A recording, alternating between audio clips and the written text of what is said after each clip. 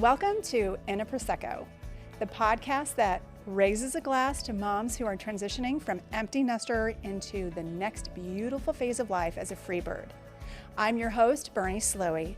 I'm a mother of two sons who have grown and flown, and I'm also a former corporate executive, filmmaker, writer, speaker, and entrepreneur who has helped women transfer into their authentic selves to uncork their infinite sparkling possibilities. So whether you're sipping a Prosecco or your favorite beverage of choice, join me as we pop open today's message in a bottle. Hello, and welcome to another episode of In a Prosecco. I'm your host, Bernie Slowey, and I have my Prosecco bottle here to see what the message of the day is. Oh, I love that sound. Today, we're going to be talking about the stages and phases of empty nest syndrome. What is the truth serum going to reveal today? Well, first, what is empty nest syndrome? Because I found out that it is actually not in the DSM-5, which is the Diagnostic and Statistical Manual of Mental Disorders. It is not a clinical disorder. It is considered an emotional change because of a transition in the life, and that this is what I found on Psychology Today. So I wanted to share this with you. Empty nest syndrome refers to the distress and other complicated emotions that parents often experience when their children leave home. So the empty nest syndrome that many parents and of adult children experience is not a clinical disorder or diagnosis. It reflects the emotional ambivalence of a normal life transitional period. So that's why I wanted to dedicate this show to talk about what are those stages and what are the phases, because we all go through life changes. So what does this mean for us? And I thought it would be just similar to, the phases of loss, like of death or divorce. I mean, all those things that I always refer to them as the dreadful Ds. So whether it's death, divorce, disease, depression, there's a lot of just Ds that I can't remember right now off the top of my head. But because this is seen as a syndrome, the interesting thing I found is that with the stages that we all experience and change are all going to be similar. But I wanted to give you 5 to recognize in those stages, and then we'll review the 5 phases. All right, so what's the first phase of an empty nester? Well, there's the buildup, right? So the first stage is the anticipation. Your oldest. And this is even for, if you have multiple children, we're going to go through this multiple times. But the oldest is the one that we're going to first experience when the baby flies the coop. So what does that mean and what does that look like? First stage is the anticipation of like, okay, this is going to be a change. And so I know that for me, I really got heavily involved. And it was probably the junior year when my son started to look at colleges. They're going through prepping for ACT, SAT tests, which I understand is now not even necessary, but it's talk about what happens after graduation. And so there's also the planning of, with prom, graduation. And so this highly anticipated graduation celebration, but also what does that mean for getting ready for when your child decides to move? And again, it doesn't have to be college. It's also if they end up going to the military, if they end up moving just to another city to pick up whatever new life that they wanted to begin. And so I think that that's an important stage to realize that it doesn't have to be the next week before your child leaves. It is a slow buildup. And so to recognize that the anticipation is the first phase. Second stage is the actual departure. Okay, this is like whether your child is actually moving physically with all of the items out of the room or going away to college into the dorm. So it's their room is still intact. The funny thing that I also noticed that when my son oldest was moving out, my younger son actually was really excited about, like, oh, well, our oldest ended up moving to the basement because it was his way of being able to have independence asserted, right? So he moved from his childhood room into the basement to have more freedom. And then our younger son, which thought was going to be all excited about moving to the basement until he realized that he would have to move his stuff. But the thing is, I noticed that with the actual departure, moving in to the dorm was a big, exciting thing to drop off our son and be able to tell him goodbye and see the campus. And I remember that it was definitely tears as we were driving away, realizing that room is empty when I go home. And it's going to feel different for not only me, but my husband, and for our youngest, whose older brother is also gone. So that's another episode from the perspective of everyone involved, but it is something that will be an emotional release at the same time of the departure and the excitement of it, but there's also that sadness, right? We'll get to that with the phases. So then the next stage is the actual grief of realizing, okay, now you are in this different dynamic with one of your children being gone. And so what does that look like? Well, the schedule could change, obviously, with the relationships that we have with the remaining children and the focus that you might have on them. And our son, our youngest, who is still at home, said, this really sucks because now all the attention is on me. So it was like a hyper microscope on him. And I think a little bit of it was the grief that was playing out, particularly for me, like not having both my sons together. And so our youngest was kind of like, he wasn't thrilled, honestly. He couldn't wait to be able to either go and visit our son, who was just really down the road. We were in Colorado at the time. And so he was at CU Boulder. And so that was a 45-minute drive. And so our youngest definitely was excited to when our oldest would come home versus whether or not he wanted to go and visit his older brother. And so, but the grief part was very real. I felt like it was definitely this loss a little bit, and even though we would come home on a regular basis. So, but grief is something I think that we all will experience in some way and how we experience it, because I can tell you that my husband was actually thrilled. And that's why the whole concept of really having this mindset change from this empty nester to becoming a free bird. So we're all different. We're all going to handle grief differently. And as moms, I know I wear my emotions on my sleeve. So if I'm going to cry, I don't hold back. And I think for my husband, it was just a different way of processing. The idea for him for grief was different from his own departure from his household. And for me, I couldn't wait to leave home at 18. I was very excited to get started.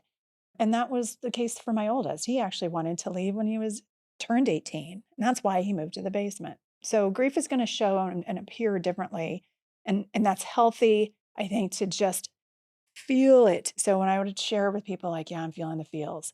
Grief, I think, is an important element of a shadow side to explore. The fourth stage, the rebuilding piece. I think that the rebuilding is important because in this stage, okay, now that my son is gone, what does it mean for you to rebuild? And I think it's the rebuilding of, now you're not just worried about what is, both your kids getting up and getting ready and doing the best that they can in school. You've got your oldest, I did, I had my oldest, and I was always wondering, like, is he going to class? I'm not able to know whether or not he's actually attending his classes. And again, with looking at my son kind of being the major focus of my attention. And so I realized that the rebuilding stage also has an opportunity to, like, well, what does that look like for rebuilding my schedule and my interests? So I think it's an important thing for you to embrace the rebuilding stage of how does the dynamics shift. And that can be also an exploration of, for us, dinners never were typical. It was always scattered based on what their schedules were. So we actually had more opportunity to reconnect with our younger son. And I think that was really healthy for all of us. So that Big Brother sometimes being a bigger personality. And I think birth order is fascinating, by the way. I think that's going to be one of the episodes because if you have more than one child, that's not just rebuilding the dynamics with one leaving, but then if you have three or more, you're also dealing with the middle child and their own unique experiences of the middle child. And then you've got the youngest child and their experience when they leave. And so I think it's the importance of how to rebuild those connections within the house, but also outside of the house. So staging the rebuilding piece is with your friends and being sure to like make time for them. And if you're working, as far as are you getting other things to be of interest for you, whether it's hobbies or does that make more time then for you to actually take more vacations? It totally depends on what your circumstances are. But that rebuilding is also going to be about reinventing. And I'll talk a little bit more about that as the phase. The fifth stage is acceptance. This piece I found interesting because the acceptance of when our oldest went off to college, then COVID. So our oldest actually had to come back home.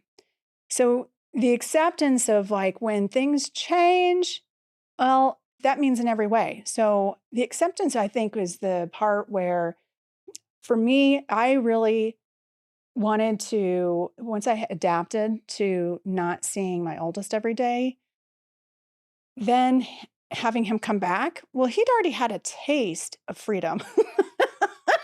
He'd already had a taste of freedom. And now coming home, that was a different dynamic. And so even for all of us, and during COVID, I was just so thankful that the boys ended up having an opportunity to reconnect again and that they had each other for COVID. But for my husband and I, it was kind of one of those, okay, we had all this anticipation. We've done this whole departure, the grief, and then rebuilding to understand like what is my relationship with my youngest, with my husband and my community and my friends, and what I'm doing to reinvent myself. But then reconnecting with my oldest after he already left and came back home. That was interesting. So I think acceptance becomes whether or not in the circumstances of COVID and the pandemic, when they come home for the holidays, when they come home for summer, that's a whole nother, because then they leave again. So being in that stage of acceptance, knowing that, okay, they will leave, but they will also come back in some fashion, whether it's permanently for a temporary stay over the summer, whatever the reason may be. So that acceptance is the fifth stage that I think is healthy. But there's also the symptoms that we look at and how are we dealing with those stages? And that's the next segment, the 5 phases of empty nest syndrome. But first, a sip or maybe a big old drink and another pour. And I still just love the bubbles. All right, so talked about the stages, talk about the phases of empty nest syndrome. The first phase, I can tell you, I was definitely sad. And I also felt there a sense of not the sadness of so much of my son leaving, but I think it was more of the emotions that I had been suppressing and that the the loneliness that came from not having that connection with my oldest on the regular basis. So I actually realized that it was more about how I was feeling, probably unresolved childhood issues that really surfaced. And it really presented itself when my youngest left for college. And so I think that the phase that we start to emotionally feel, because I think there's a body, mind, heart, and ultimately spiritual processing that we go through. So, with that emotional phase, of sadness and loneliness, the distress of not having the family unit together. And, are we really truly prepared because of all that we poured emotionally into our families and the sacrifices that we make? The second phase is that loss of identity as the mother of our children who we've nurtured. I mean, for all those 18 years, we push them out. And, all those hormones are raging when we are having, we're pregnant and having our babies. And this is, whether you've actually, given birth or if you've adopted, you have this person in your life for 18 plus years. And so there is definitely this, who am I when I'm not mother to this child or my children? So the loss of identity a little bit is this, when I have been doing so much for them and now they're not even here. So what is next? And I can tell you that what I did is with my girlfriends, when both my sons were off for their freshman year, we actually would come together and box up little care packages for the holidays. And the first one was Halloween, and then we did one for Valentine's Day. But it was like a way to stay connected as a mom, but also to separate myself where I wasn't, like, oh, you have to be calling me every day, because the loss of identity of being mom didn't mean that I wasn't mom because I was finding out how they were doing. It was more of this, I can trust that they're doing very well on their own. And I think that that's part of the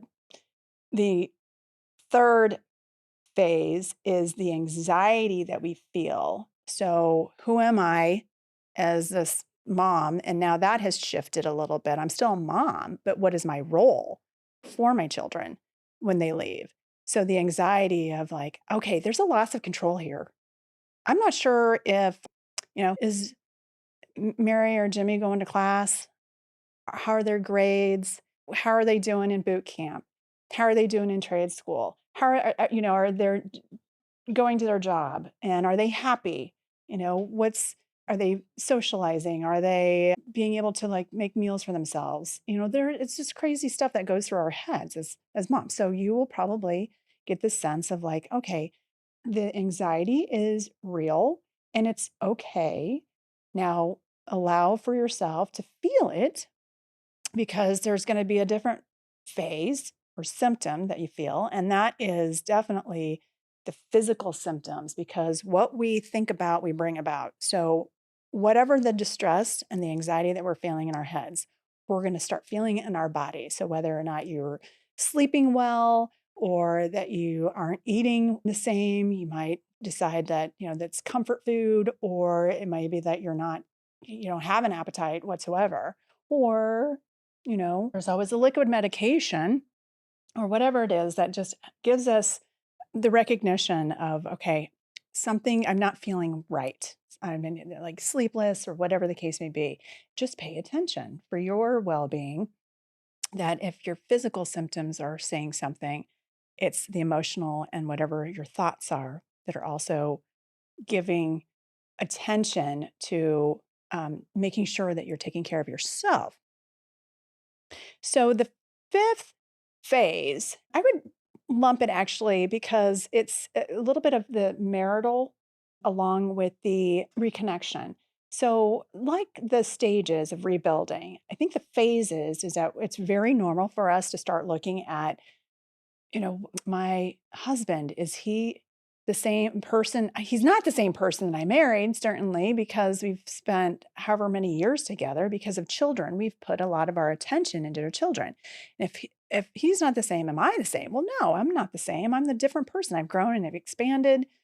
And we've been through so much with our lives, watching our kids develop and grow, and however they experienced school, with sports, academics, music, whatever the case may be. I mean, we also had to go through a lot of focus on our kids in school because of the learning differences that we discovered. And so that was something that, I became so vigilant about making sure that, are they getting the support they need to thrive and succeed in school. So there's a whole nother episode on that, what it means to actually go through something like that, because what we learn through about ourselves, we actually get a big dose of that through our children, so that no matter what they went through, I found myself actually realizing, oh, that makes sense. When I was in school, I had this thing where I couldn't pay attention during math class. And I was like, what is that about? And then realizing, okay, we're all different learners, but we're also like realizing that with my husband and his ADHD, he learned so much about what we learned through our son, that it was kind of like this aha. And this, so the phase of like, thankfully being able to see, okay, when they do actually leave the household, what was that emotion that we felt when we left? And a lot of it stems from the unresolved issues of childhood. And I'm not a psychologist. I'm not an expert by any means, but I will tell you that I'm an expert when it comes to transformation and being an empty nester twice. And again, because our oldest is actually still living with us, he is working on a cruise ship, and his schedule is that he works 4 months and he's home for 6 weeks. And so it's like every time he comes home and, he's decompressing. And I have to remember, he is no longer my child in the sense of me taking care of him like when he was growing up. He's now 23 years old and he has to make adult decisions. And so, and realizing that the desire to reconnect means that I'm reconnecting with my husband differently. And how do we do things together now? And how do we rebuild our lives and our interests? We picked up and decided to move from Colorado and move to Florida. And thankfully, we saw that that was a huge benefit for our youngest, because he grew up, man, did he really do some adulting.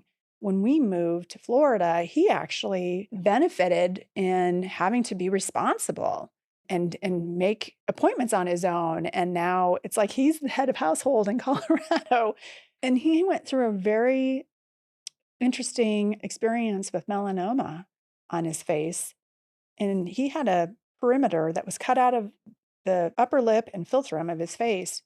And he did that on his own, where he was making the doctor's appointments and follow-ups. And I did go out to make sure that the reconstructive surgery that was 3.5 hours long. But I wasn't there when he had his perimeter cut out. And it was a 15-minute process. But for him, to watch him go through something like that, and he had such resilience, resolve, and I'm so impressed with the way that he conducted himself. For me, I was in total distress. Like, I'm not there to take care of him. I'm not there to make sure, like, is he going to his doctor's appointments? It was the best thing, though, because he had to pick up that responsibility for himself to ensure. Now, let me backtrack for a second. It took a lot for him to even get to the doctor's appointment, because he, of course, thought, oh, it's no big deal. But he had a mole that had developed in his middle school year. And it just grew. But, when you look at somebody every day and he looks in the mirror every day, it doesn't seem like anything has really changed. And it wasn't until I actually came back for Parents Weekend and noticed that his mole was growing. And I said, I think you need to get that checked out. And he was really, kind of slow and hesitant about it. And I kept persisting and persisting and persisting. That he did go finally to the doctor and found out with the melanoma, and that it was a good catch. Mother's intuition, right? I know you have it. We all have that sense of like, there's something not right. So we always stay connected in a way. It's just different, right? That phase is of, I've got to let go and allow for my children to grow. And that indeed, when we made that move and saw how he has really developed and grown from this whole experience, but also, we can't call and say, okay, did you make your dentist appointment? That's on him now. And it has been the very best thing, that he's taking ownership of his life. Our oldest always did. Our oldest always took, he told us when he was 4 that he was an adult trapped in a kid's body. I mean, this is an old soul that was like, I'm ready to move. And as soon as I turn 18, I'm moving out. Thankfully, he stayed in the basement and waited until college to leave. But our youngest, I think he would have stayed home unless there was a reason to leave. And that's why sometimes we have to recognize that that phase of reconnecting is that release is so critical because who they are when they come back, that's a different relationship. And it is actually beautiful. It's the phase of life that is the circle of life. You know, I've seen The Lion King, and we know that it's important. This is what we signed up for. And then I know that in other civilizations over time, it is, I think, an interesting thing, this concept of the nuclear family and the immediate, mom and dad and the kids. Well, in many cultures, when I was in India for my film project, and they have um, and also multi generations that will live in the same household, and it's a financial reason, but also as much as hey, that they don't have the same elderly care. So the families, it's a really unique. I think it's a brilliant thing actually that the grandparents take care of the young ones while the parents are working. And I think that is a cool concept, honestly. My mother watched our oldest son, Nick, for a year, first year of his life. And we didn't expect to, I didn't have the best relationship with my mother. So then when she agreed to come live with us to watch our oldest son, it was like she was a better parent as a grandparent. And I will always appreciate that. She didn't know how to probably be a mom. But man, that first year of Nick's life was the best year he probably could have ever had. She doted on him and took care of him like no other person I can imagine. She was the best caretaker. So we were very fortunate. And at the same time, I realized that the next phase that I don't talk about necessarily in this episode, but as part of that, the acceptance, I think, is important to realize that we may not be the same parent when our kids are going and leaving at 18 or whatever age, whatever circumstances that bring them back, right? That this is the time in our life as an empty nester to go into that mindset of a free bird means that whatever amount of years that we have before we become a grandparent is going to make also a huge difference in our relationship that we form with our children when they do return to the nest, and that they're looking to us, to you as the role model for how am I to be as an adult in the world. So if they're anxious to move into their phase, I think it's a pat on the back to you for doing such a good job, that they're actually excited about their next journey, their next adventure, their next chapter. And that gives you the opportunity to do the same. This is a new journey and this part of life that is exciting, so that whatever it is that you're creating, whether you're like refocusing back on your career, or you're actually looking at a new career like I did. We moved to Florida for re-inspirement, not retirement. It was like, okay, we did this because it was like the necessity of making sure that we have income and their financial stability for our kids. Is this something that now we can do something that is actually meaningful to us, and so that we have that focus completely on our what we need for fulfillment, not because all the attention of our kids getting what they need. I also think that when we move into this phase, this final phase of this reconnection, whether it's with your spouse, with your friend, with other family members, I think the reconnection is the ultimate when it becomes the focus on you. What do you need? What do you want? Who are you? And where do you want to go? Are you living your life purpose? Because there's no better opportunity than now. And your children are going to thank you for it because you become the best role model possible for permission to grow and also to glow. You get a glow up opportunity right now, assessing where is my mental health? Where is my body and physical health? Interestingly, going through body changes and the stress and the anxiety, well, you know what? Thank you, menopause, because that seems to be another change that we go through around the same time is becoming an empty nester. So maybe that's the opportunity to see ourselves as the free bird when we're able to allow for our children to grow. So the distraction of like, how are they doing? Are they calling? That we're not caught up in their emotions, right? So that they have the ability to start and prepare because one day they're going to have their own children. And then we get that second chance of parenthood in a sort of way, like my mother did with our oldest son, Nick. And that life can get really even better. So when life was loud, when the house was full, well, this is the part where if it gets quiet, embrace that opportunity for that inner journey of exploration, self-discovery, reinvention. This is the time of life where doors of new opportunities and possibilities and being able to decide, well, what do I want for the rest of my life? How do I want to live the rest of my years? And also with those, it will be a serious conversation with your spouse as far as who are we and are we meant to be together?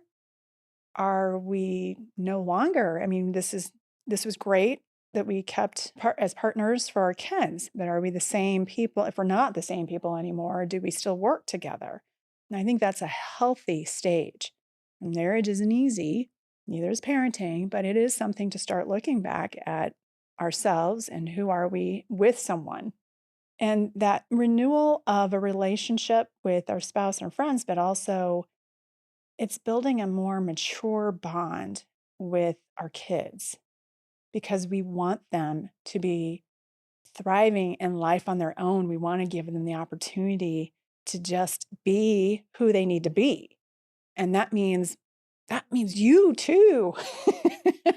Be who you're meant to be. Again, you're going to be the best role model because of it. When they watch you, I do believe that moms are the center of the family when it comes to the emotional and the psychological element of the empty nest phase, so that if we're moving into that free bird, that's going to give our kids a lot of relief as well. So to recap, but first, another sip. All right, so recapping the 5 stages and 5 phases of empty nest syndrome. The first stage, anticipation. All right, so prepare now. In the anticipation of when your child is going to leave, you know it's coming, prepare. Departure. When it actually happens, that's when the real feels start. And then the grief. Yes, you're actually doing the mourning of the actual departure. And then you've got the rebuilding the relationships, the connections that you have with the people that are in your everyday life. Then you've got acceptance. Okay, so you've adapted to the change. And so the acceptance piece that is actually going to really help you with the rest of your children that are going to be leaving, and also your relationship with your spouse and friends or even work. And then you've got the 5 phases. So the first phase of the emotional sadness, the loneliness, the distress, that's the first phase. Very emotional, again, of those feelings that come out in the way that the emotions can be overwhelming. Then the second phase, the loss of identity. So it's kind of one of like, who am I again?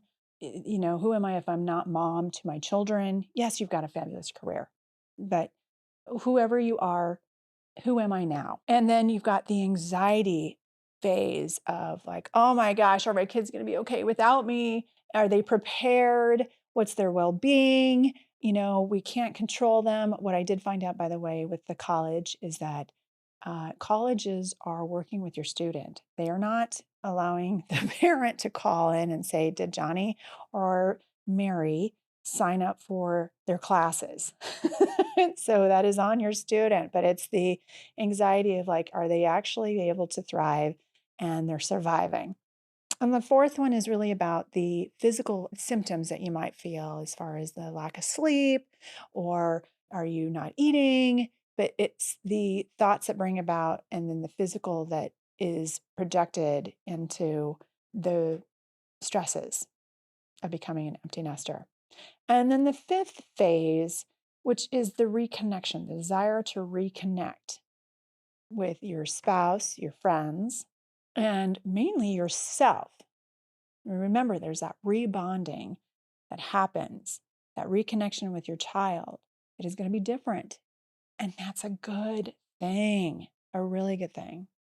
So, with your 5 stages and your 5 phases that you can prepare for, or if you've already been or you're going through it now, then understand you're not alone. And this is very healthy. This is really a wonderful growth opportunity for everyone involved.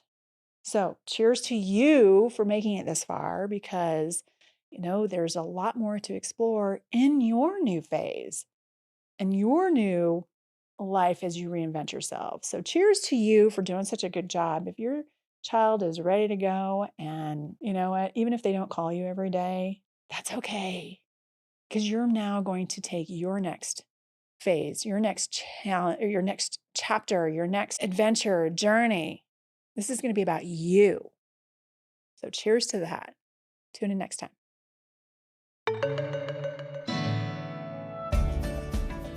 If you enjoyed this episode of In a Prosecco, be sure to subscribe so you're notified when a new episode is posted. Rate and review the show, and please do comment and share ideas for topics that are important to you. A friend who cares is a friend who shares. Here's a toast to you on your re-inspirement journey. Cheers.